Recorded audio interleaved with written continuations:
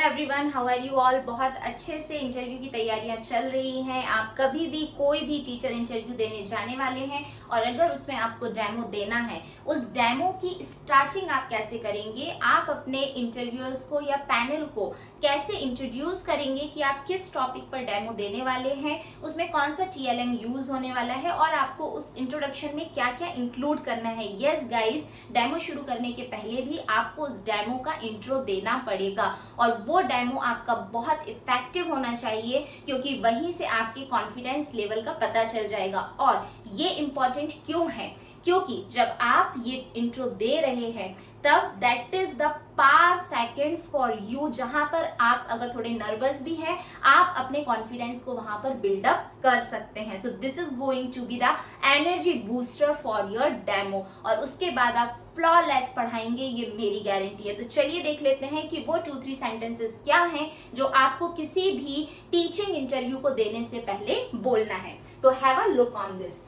Ma'am, sir, दोनों ही word आपको use करना है। अगर सिर्फ सर है तो आप फिर वहां पर सर अकेले का यूज कर सकते हैं या मैम का। Ma'am sir, my topic for demo is, जो भी टॉपिक का डेमो है वो आप यहाँ पर लिखें, बोलेंगे फॉर क्लास और क्लासेस। अगर वो पर्टिकुलर किसी एक क्लास का है तो आप वहां पर क्लास बोलेंगे। अगर वो एक बेसिक टॉपिक है, मैथ्स का हो सकता है, इंग्लिश का, ग्रामर का हो सकता है, तो आप फिर वहां क्लासेस बोलेंगे। क्लासेस 4 and 5, क्लासेस 3 to 5, इस तरीके से आप बोलेंगे, ठीक है।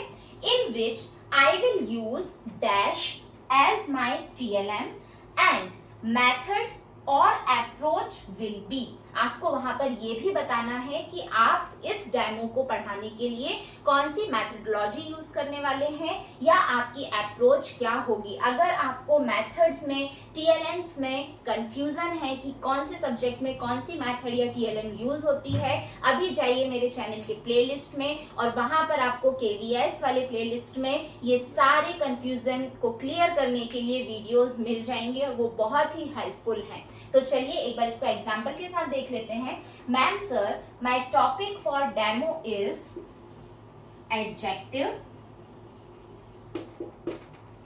For classes 3 to 5 in which I will use flashcards and objects as my TLM and method or approach will be